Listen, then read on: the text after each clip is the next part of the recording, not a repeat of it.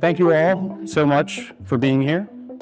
Let me get my slides on here. Okay, here we go. Thank you so much for being here. Thank you so much for so many of you coming back again. So it was amazing last year. I got a lot of great feedback. Hopefully I solved the sort of two biggest issues people had. One was getting upstairs. We tried to make it a little smoother. And the second was that the chairs were very uncomfortable last year. That was a large point of feedback. So I ordered new chairs for us, and hopefully it's a little better. So a few other logistical things before we dive in. Everybody should just take a picture of that. Just grab your phones. That way you can always show it to someone else who needs the Wi-Fi or needs the agenda. Everything is there. You're all good. I'll give you all a second. Looks like it. So now everybody can turn to the person next to them and just ask them to give them the agenda. Okay, and then of course, before I get started, I just wanted to say a really big thank you for all the people who have supported this. The Airtable, Brand Tech Group, Focal Data, BrandGuard, Red Scout, Canvas Worldwide, Distillery, McKinney, Inuvo, and Persistent Productions. Thank you so much. This is really just started as a thing that I was doing because I was disappointed with the state of the conversation around AI and marketing, and it wouldn't be possible without all of these folks. So a huge thank you again to all of them. So the way I opened the conference last year is actually the same way I want to open it this year, which is today is for questions. I started this because I felt like the state of the conversation happening in this industry just wasn't where it needed to be, like that we could do a better job and we should do a better job. And we should be asking more questions and not sort of assuming so many answers. And so that's sort of very much the same mindset that I want to bring to this year and to the next 6 or 7 or however many hours we have. But I'd say sort of even more specifically this year, one of the feelings I've been having is that we've been sort of boxing this technology in too much. Even though it's so new, it feels like sort of people are feeling more and more sure about what it is and what it isn't. And so sort of beyond it just being for questions, I want it to be about probing and provoking. So, you know, my ask for all of you is just sort of like come in with an open mind, throw away sort of all of the ideas you have. I've tried to program the event as much as possible to be about people doing things. There's a rule that everybody got who was coming to talk, which is no speculating. So it's about sort of having things that you can go back to work with tomorrow and put into action. You know, looking back at the conference last year, when I really think about sort of you know, what I got most wrong, I'd say the thing was just like, I really thought last May that by the end of the year, we'd see sort of adoption of this technology be everywhere in brands and in marketing organizations. And, you know, I'd say looking back, we have not quite gotten there. I think we could probably all agree for a whole bunch of different reasons. You know, at the same time, obviously like interest in this has just sort of continued to skyrocket. We have better models. You can't go to a conference or a dinner or be in a meeting and not talk about this stuff, right? I've probably met with 100 brands and agencies over the last 12 months, and I'd say sort of all of them, you know, AI is sort of at or near the top of their list of priorities. But it's not like really translating into action. And I think that's sort of a very interesting question as to why that is. I found this funny chart from an IBM survey last November. And the funny part of it is that purple line is adoption, right? And so that should be sort of getting bigger, and somehow it's getting smaller. And it's kind of hard to figure out, right? And I think it's sort of fairly indicative of kind of where we are as an industry and how we're thinking about this stuff, is that, you know, I think people are confused about what AI is, it isn't. They're confused about sort of where adoption is. Everybody is in that sort of middle column of exploring. And that's okay. Like, I think sort of more than anything else, I want this to be a day of reassurance. Like, I don't think anyone should have the answers. I don't think anybody does have the answers. I think if they tell you that they have the answers, they're lying to you. And so like, it's all good. And I think one of my biggest takeaways, you know, I ran an enterprise software company for about a decade, and we worked with some of the largest brands in the world. And it was often very frustrating to me to see how slow they adopted new technology. And over time, I came to realize I just needed to sort of flip my whole sort of purview on that, which is that, you know, these companies are really good at what they do, and they're really good at protecting their brands and their assets. And sometimes the speed that they move, even though it can be frustrating, and I'm sure it's frustrating inside, it's certainly frustrating when you're outside. But there's sort of method to the madness, and it is all good also because this is weird. This is the strangest technology I certainly have ever experienced. Like, this is such a weird piece of tech, and I don't think any of us really know what to do with it yet. And again, that sort of makes it okay. We're all figuring it out. We're all on this journey. And that is sort of the vibe for the day. There'll be lots of talks about vibe today. Fundamentally, AI is counterintuitive, right? And this has been a sort of continual rallying cry for me. Something Tim Wong, who's going to be speaking a lot, and I've stolen like half his slides from last year just to represent. It's basically, AI is bad at everything that computers are good at. The canonical example of this is math, right? I'm sure you've all sort of seen some version of this, but if you ask an AI to do math and you ask a computer to do math, you get answers that look fairly similar, like here's a 5 and a 6-digit number multiplied together. But when you zoom in a little more on the AI answer, it turns out that it's incorrect. It looks right. The beginning is right, the end is right, but the middle is not right. And the reason for that is that AI is not running a deterministic process. Math is deterministic, right? You do the same thing every time. You multiply something the same way. The answer is the same every time. That's not what AI does at all. AI is something completely different.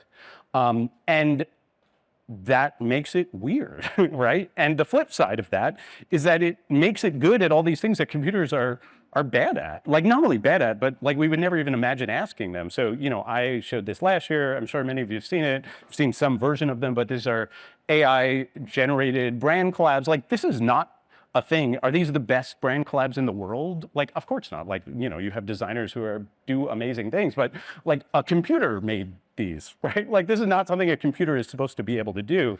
Or another project that I worked on last year with a friend of mine who's a creative director is we built this manifesto generator. And this is Katie Welch. Katie is the CMO of Rare Beauty. And someone sent me this video after we put the manifesto generator on the web. And this is her reading a manifesto that she generated for her brand at a conference. So in the year 2020, when screens became mirrors and lights became our reflection, Rare Beauty emerged, a fearless champion in the arena of authenticity. We reject the digital masquerade of flawlessness. We dismantle the filters that blur our true selves. We cast shadows on the illusion of perfection. We believe in beauty untamed, unfiltered, and unequivocally real. We believe in the power of every freckle, scar, and asymmetry. We believe in the radical notion that beauty should not conform. We call on the bold, the spirited, the original. Dare to dare the rare, dare to defy the standard. Join us in a revolution where every selfie is a statement. Here's to the rare ones, to the real beauty waiting to break free. Shatter the glass of false ideals. Let beauty, your beauty, define the world. So, is it the best manifesto that's ever been written? Definitely not. But is it absolutely crazy that like a computer came up with this? Yeah. And it's just like, this is sort of, it's just mind-blowing, right? And if you look at them side by side, you sort of really see just how strange it all is, right? Like, essentially, computers are good at all of these things like math and information storage that not only is AI not good at, it's just sort of like not something that you can imagine doing with it, or you can imagine, but it doesn't work. But on the flip side, AI can do these creative tasks that, like, if I asked you 5 years ago to have your computer write me a sonnet, it just would be a nonsensical thing to say. Right? And today it's just sort of this reality we live in. It's the first thing everybody wants to show you when they try out ChatGPT is they want to show you how it can write this great poem. If I see another ChatGPT poem, I'm gonna die. But again, this sort of line is blurry. The line between computers and AI is blurry. It's even blurry for the computers themselves. If you ask ChatGPT if it's a piece of software or an AI model, it tells you it's an AI model. If you probe it a little more and you say, but well, I'm accessing you through something, it says, yes, you're actually accessing. So we are accessing these tools through software, through these deterministic processing machines, but they are non-deterministic in their nature. I've been joking that AI fails the duck test, right? So the duck test is if it looks like a duck and it swims like a duck and it quacks like a duck, then it's a duck. So AI looks like software, it feels like software, it sounds like software, but it's not, right? And that's weird.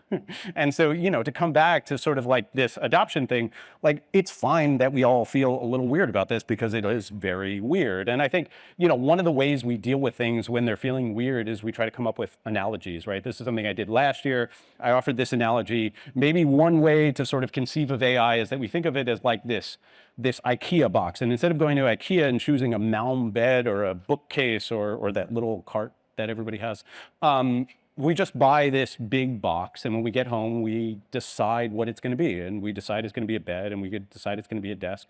We decide it's going to be a set of drawers, and it rearranges itself sort of magically. And it's this kind of like fuzzy, amazing thing.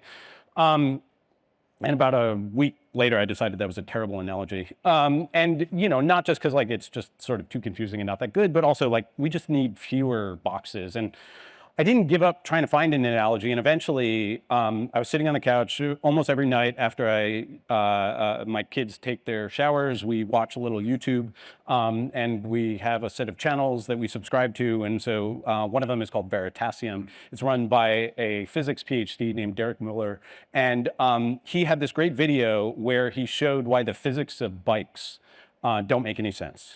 They're like fundamentally counterintuitive. And the way he showed it is he built a bike, and this was a special bike that you could remotely stop from turning left or stop from turning right. And the reason that matters is it turns out when you ride a bike, when you turn right, you first turn left. And when you turn left, you first turn right. If you look closely, you can see the problem. Here, I'm trying to turn right, but steering that way puts me off balance. If you could ride this bicycle, you would find it's impossible to turn left without first steering right, and it's impossible to turn right without first steering left. This seems wrong. I think most people believe you turn a bike simply by pointing the handlebars in the direction you want to go. After all, this is how you drive a car. Point the front wheels any direction you like, and the car just goes that way. But the difference with a bicycle is steering doesn't just affect the direction you're headed, it also affects your balance. And I just kind of love this as an analogy, one, because it's less about what it can do and can't do, which is sort of the IKEA box, but it's just about sort of how you ride it, right? Like, anybody who's ever tried to teach a kid to ride a bike, that you don't teach them by reading them a book. You don't teach them by giving them an instruction manual. You run alongside them and you watch them try to balance, and they skin a knee, and they eventually figured it out, right? And the reason for that is because it's counterintuitive. It doesn't make sense to us. But once we learn to ride it, we're good, right? One funny aside on this that I thought about after I started to like this analogy is a few years ago, a member of my family who will remain nameless that works for a very large consulting company tried to convince me that he could explain to my then 6-year-old how to ride a bike by explaining to her the physics of bike riding. So he was going to explain to her these physics of like balance and moving left. And so I was like, sure, man, go for it. Try it out. And it worked exactly as well as you would think it would. But he was sure he could do it. But as I started to sort of explore bicycles, because like one of the things I like to do is sort of fall into these rabbit holes, I realized actually this bike analogy it went a lot deeper than just this sort of initial thing. One of the other really interesting kind of connections between bicycles and AI is that bikes were first introduced about 70 years before they were popularized. So there were all these different configurations of bicycles. I'm sure many of you have seen pictures of the really large wheel front bicycle. It wasn't until the safety bicycle was introduced in the late 1800s that bikes got really popular. This is an 1869 article from the New York Times about velocipede mania.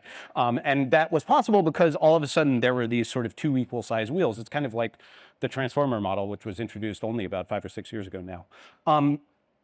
But also the connection is sort of deeper still, which is that, where the real magic of bicycles came, no one foresaw at that time. So, one of the things that's very interesting connection between bikes and what happened in the future is that the Wright brothers, who obviously were responsible for the first powered flight, they were bicycle makers. And in fact, they built their first airplane in their bicycle shop, right? So it's like we have this sort of weird second order, third order effect of bicycles, which is that these people who got really good at using lightweight, very strong parts realized they could apply that to flying, right? And so we had this thing we could never imagine could happened.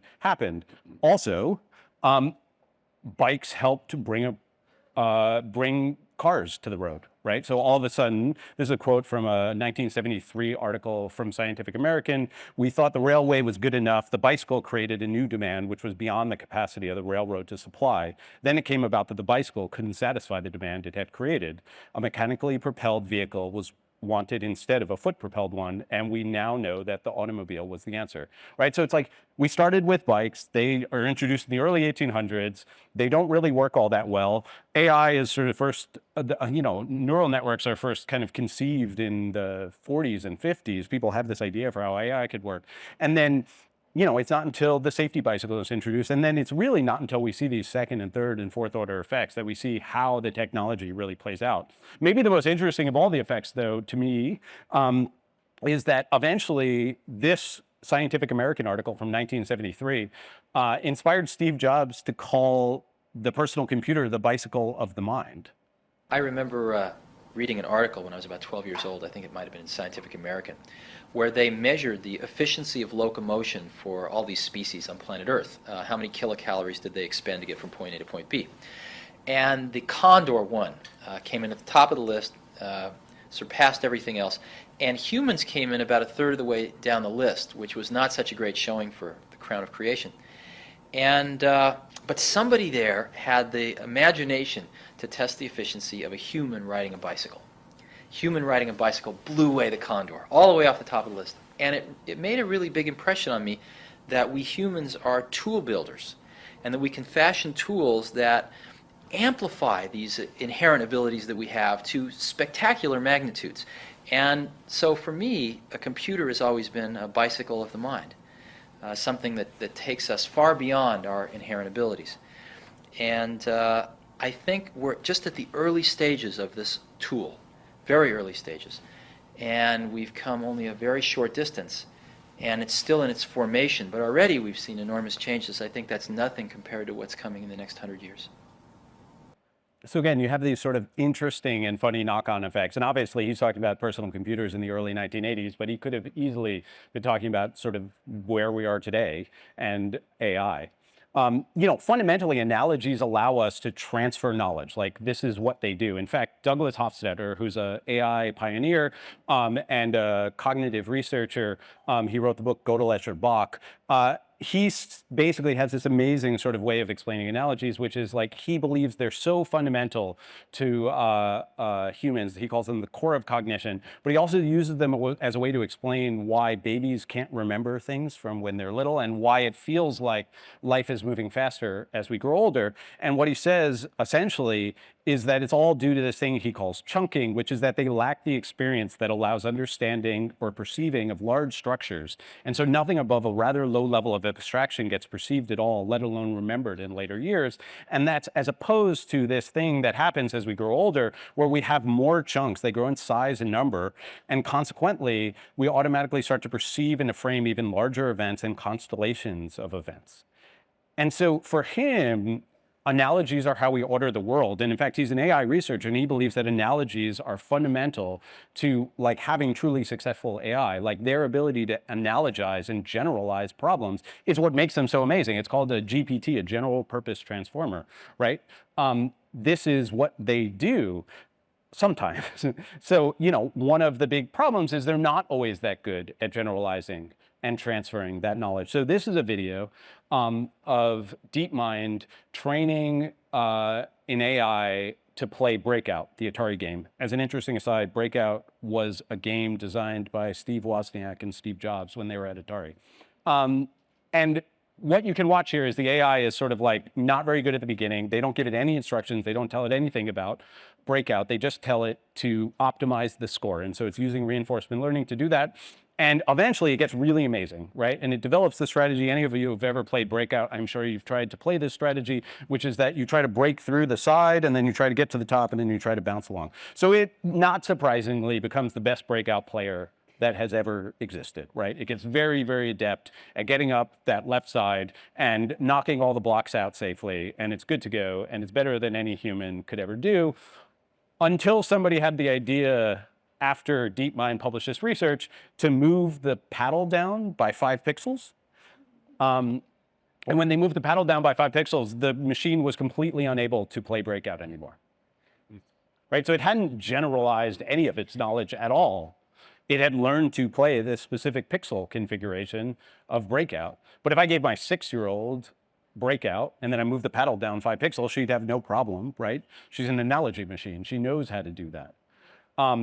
In modeling, machine learning, AI anywhere, this is the act of fitting the data, right? So if you take a plot of data, this is sort of a very random plot of data I drew, and we try to draw a line, right? You might say that the line should look like this. We fit the data, right? And if you overfit the data, you draw a line like that, right? It's so perfect. That is the perfect line for that data. But if you give it one more data point, the odds of that data point being up at the top of that red line are very, very low, right? Like that line is almost definitely not going to still be the correct line. And that's what overfitting is, right? It's too narrowly drawing conclusions from not enough data. This is a huge problem across machine learning. It's a huge problem across modeling. Any of you who have ever worked with a CFO on a forecast have surely had to deal at some point with overfitting. So that is kind of how I feel like we've gone wrong over the last 12 months, is that we've shrunk our analogy too much, that we've gone with sort of too small of one, and we need to kind of reopen that aperture. So that's really what I mean when I say a data probe and provoke, is that I just want to kind of open it up more again, because I think like it's like 1869 and we're in velocipede mania and we have no idea that there's an airplane and a car and a personal computer 150 years down the road, right? Like it's just hard for us to know all these things. And when I talk about probing, I'm a huge fan of Marshall McLuhan. He described his process as probing. The medium I employ is the probe, not the package. That is, I tend to use phrases, I tend to use observations that tease people, that squeeze them, that push at them, that disturb them, because I'm really exploring situations. I'm not trying to deliver some complete set of observations about anything. As an aside, I love Marshall McLuhan, but this is the greatest excuse ever for making no sense all the time, is that you just tell everybody you meant to do it. But I think this is a great way to think about analogies, right? They're these sort of probes of reality. They're the thing we use to sort of poke and prod and test and see if this thing sort of still makes sense. And so what I want to do with the rest of my time before we really get into the day is offer up a few probes. And the point of these is to try to sort of flip some of the thinking. Because again, I think like we've got to sort of get outside of some of these boxes that we've put. They're all structured in this way where it's this over that. I spent a lot of my career doing strategy, and fundamental to doing strategy is making a decision between two things, right? Like the difference between good strategy and bad strategy is whether a decision was made. And so I've got 7 of them. It's react over generate, systems over models, extract over write, vibes over evals, bottom up over top down, examples over prompts, and process over output. So I'm going to quickly go through them. So the first one, actually, react over generate, it comes from a story. I was sitting down at the World Trade Center with Ivan Kaiser, who's here today. Ivan's the CEO of Red Scout. And we both seen a demo for a AI product that was meant to help strategists. And I think both of us felt like this was weird. We've both cut our teeth as strategists and run teams of strategists. And we thought it was like, it was all about helping them come up with more insights. And, if you've run strategy teams, actually coming up with more insights is not like a problem that you have, right? Like hardly anyone needs more insights. It's like, how do you get better ones? How do you narrow down the ones that you have? How do you make choices between them? And so as we sort of talked about it more and tried to figure out sort of like, what is it that, we were both like had this tingly feeling. We were like, this is not quite right. We started digging into, okay, Ivan runs a large team of strategists, like, where do they actually sort of need the most help? And, the answer is like, well, they need sort of the help in packaging their ideas, right? Like they need feedback from him on sort of how to best package it for clients, how to best sell it, how to best position it, how to best build a business case around it. It's not like they don't need more insights, right? That actually is the thing they're best at and the thing they like doing most. And so what we came to is this thing that like we're so focused on the generative ability of these models that we forget that they're like amazing at reacting and giving feedback. And actually, in most organizations, that's where the bottleneck is. It's not that people need more insights, people need more creative work. I had somebody from an AI company once try to convince me that the biggest problem in marketing is that they need more ideas. And I was like, dude, I don't think that's in the top 100. Marketers need better ideas. They need to narrow down the ideas they have. And so using these models as feedback is amazing. And what's funny is originally I didn't have a good illustration for this. And what I did was I took my whole talk, I recorded it, I transcribed it, and I gave the PDF and the transcription to Claude, and I asked it for feedback on my talk, and it gave me these absolutely amazing feedback points, one of which was that I needed a better illustration for this section. And so this is it. Like, these things are amazing feedback machines, right? They're incredible. And again, if you think about most organizations, most large organizations, most of your executives in the room, like, you think about what your job is, 90% of your job is giving feedback to your teams. And what could happen if that could happen earlier? We're so focused on sort of automating these lower level tasks, but like, actually, maybe the sort of thing we should be automating is ourselves, right? Like, that ability to give feedback earlier in the process, so that things can continue to move. Feedback is a real bottleneck, and AI can be a great reaction engine. So number 2, systems over models. So I said AI fails the duck test, right? It looks like software, feels like software, but it's not software. And so often people say, okay, like, how does Siri do this thing where it can do math? Like, Siri uses AI, but it can still do math. And the answer to that is they're combining the AI with a calculator, right? And it's the way to do it. You run a deterministic process on the math. So it knows that you're asking a question about math, and it just has the calculator do the math. That's great. That's basically how all of the good AI stuff works. And so I think we have so many conversations about AI where we're imagining as this sort of like closed off model, but the reality is it exists inside this ecosystem, and we combine it with software. And when you combine it with software, it's where the real power is. Lots of people are talking about RAG, retrieval augmented generation. That's where you sort of have data and you are able to basically access it as you chat, so you can sort of look something up and then you can pull it back in. I've done a whole bunch of projects over the last year with people. I did a project with a friend. He had 40 hours of interviews that he had done. And his team needed help to sort of bring it down and put it into a pitch, into the presentation deck back for the client. And so we loaded it all in, we put it into this vector database, and we created this chat interface where the team could sort of chat with the generalized version. The AI would grab raw transcript data, it would feed the verbatims back to the AI, and then it would answer the questions. But the really amazing thing is you could then click in and get to the verbatim from the interview, right? RAG has sort of stormed the enterprise. It's definitely the first big enterprise use case. I've been experimenting with building my own RAG for just all my own writing and myself. But the point here is really the model is just this one piece of the puzzle. I think, like, anytime you're in a conversation and people are sort of talking about or describing the model as if it exists in this box without anything else, it just doesn't make a lot of sense. So the third one is about extracting over writing. Again, there's so much focus on writing. There's so much focus on generation. The first thing we do is we ask it to write a poem.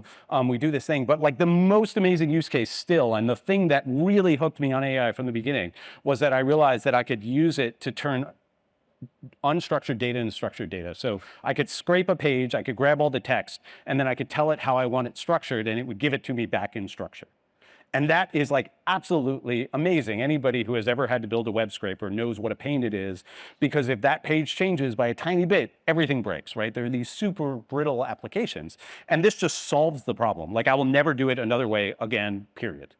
The first thing I built with it is I built this landscape of AI tools, and I was able to build a pricing comparison page for all of them, right? For all the categories. And I pulled all that data. I just literally copy and pasted pricing pages, and then the AI ran it all through and pulled out the data in the same format so that I could compare everything.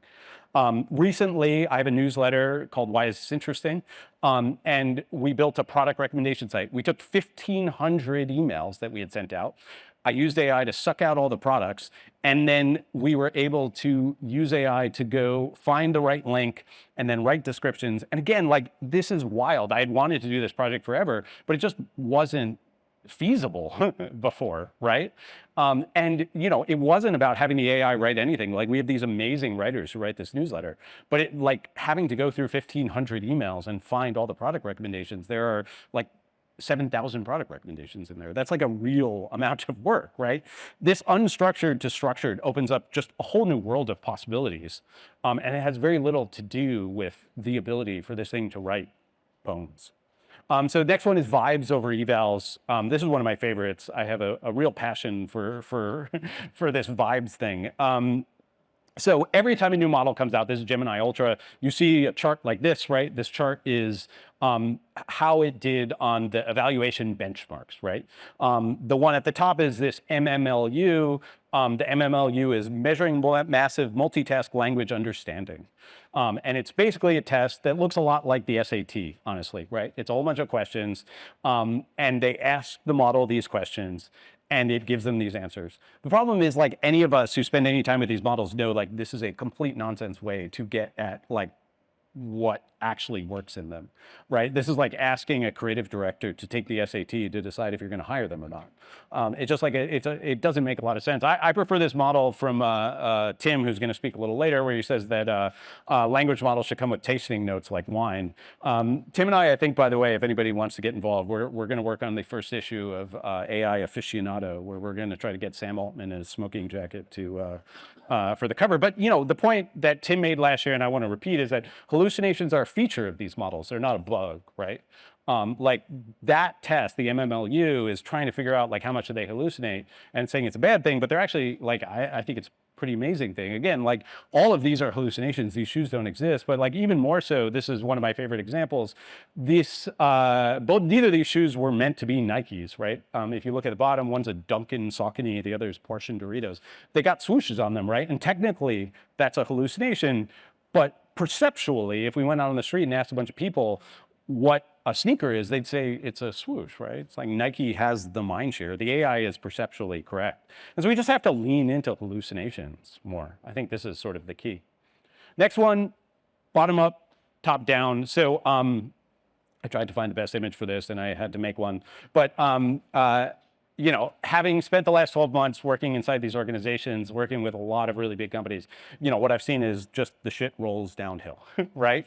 CEOs are asking CMOs, CMOs are asking VPs, VPs are asking agencies, you know, it's sort of everything is going down. And what's interesting, though, is, like, on one hand, you have people inside the organizations at the bottom who are finding real use cases, but then the people at the top, the thing they should be doing rather than asking for this is actually giving them access. I heard this amazing story from a friend who works at a very large packaged goods company, and they just did a huge training where they paid a lot of money to do AI training, and then afterwards she asked for access, and she was told she had to get on the 1,500 person wait list for ChatGPT. And, you know, it's just like, this doesn't make any sense, right? I think that what we have to look for and what we're seeing inside these big companies is, like, real bottoms-up use cases, but without top-down access. And so I think, you know, given the people that we have in the room, that has to be the mandate. Like, you have to drive access to these tools. Like, people are not going to be able to imagine what's possible if they don't have access to them. So just two more of them. The next one is examples over prompts.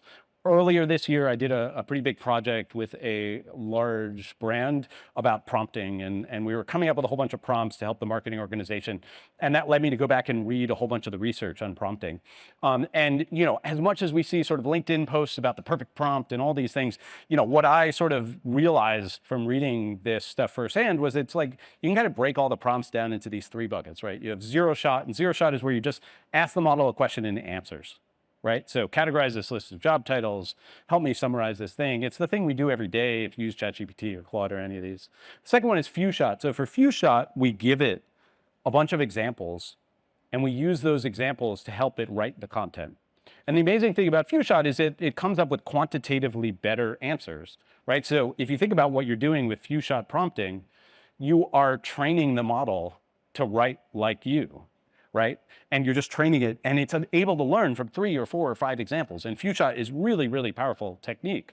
And then the last one is chain of thought. And chain of thought came out of Google. This is the original paper that it came from. And chain of thought is essentially, in addition to the examples, you explain it, right? And so, you know, AI is not good at doing logic. We talked about how it's a non-deterministic process. So, it can't answer questions like Noah has 5 tennis balls and Ron has 3 tennis balls, and Noah gives Ron 2 tennis balls. How many tennis balls does Ron have? I have no idea. I was not following my own chain, but the AI is not very good at that. But it turns out if you explain to it how to think through that problem, it's able to emulate that and then follow the logic. And when you do this, when you put all these prompting techniques together, you get these amazing results. So this is from a Microsoft paper from December. They came up with a technique called MedPrompt, which is sort of a combination of a whole bunch of prompting. And what they found is that you could, if you had a good enough prompt, you could make a general model perform like a fine-tuned model, right? And so what's the takeaway from all this? The takeaway is that people, we are really the magic of these systems. Like our ability to give them the examples, the work that we've done, knowing what's really good, knowing the process that goes through, that we need to go through to create really good work. That is sort of how you get really how measurably better output out of these machines. And speaking of output, the last one is just process over output. So I talked about the manifesto machine. We built that earlier this year. I built it with a creative director friend of mine. When we started, it was really simple. It was brand, category, and start year, and we had the AI write a manifesto. And the AI wrote these really long, 3,000-word manifestos, and nobody is reading a 3,000-word manifesto. But there was nuggets in there that were absolutely amazing. I kept testing with brand duct tape, and the very first manifesto that came out it said that brand duct tape was the enemy of entropy. And I was just like, wow, that is awesome. In fact, if anybody knows any CMOs of duct tape companies, I am very interested in working on an enemy of entropy campaign. But this was not like a real manifesto. And so we started to think through what else needs to go into a manifesto. Well, you need length and you need rhythm and you need context, right? So it didn't always know the brands. We had to have it go search Google. You need a CTA. You need a we believe checkbox. So do you want we believe statements in your manifesto? Of course you do. And so then we sort of came up with the final version and it got, again, pretty good. You heard Katie read one of those manifestos on stage at the beginning of the talk. But the point is not what it did. The point was that this process that we went through made us reflect on sort of what goes into this work. What is a manifesto, right? What is research? What is any of these projects I do? What I keep finding is that it just makes me better at thinking about how to do these things. It makes me better at the thing that I need to do because I need to build the thing that can do the thing that I need to do. There's a great quote that's often attributed to Marshall McLuhan, but was not said by him. Originally, it came from Winston Churchill in a version. But it's basically, we shape our tools and thereafter our tools shape us. This is what's happening, right? This is what we do. This is what we continually do as humans. Or to go back to Hofstadter, sometimes it seems as though each new step towards AI merely reveals what real intelligence is not. And I think that's kind of where we're at. And that's how I wanted to set up the day, is this is meant to be fun. It's very focused on doing things. Keep an open mind, be open. So what are the takeaways? Well, we have all these probes: react over generate, systems over models, extract over react. But also, I want to leave you with a version of the thing I said last year to close my talk, because I think they're all really still true. So the first one is just probe and ask questions. The second one is just tinker and play, get your hands on it. Last year I talked about Fingerspitzengefühl, which is building fingertip feeling in German. And then don't trust anybody that sounds too confident, including me. So with that, thank you very much.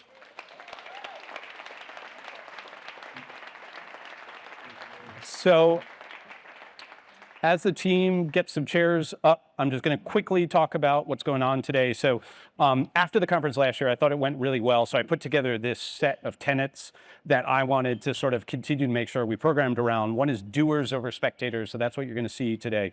A lot of people who are in it, doing it.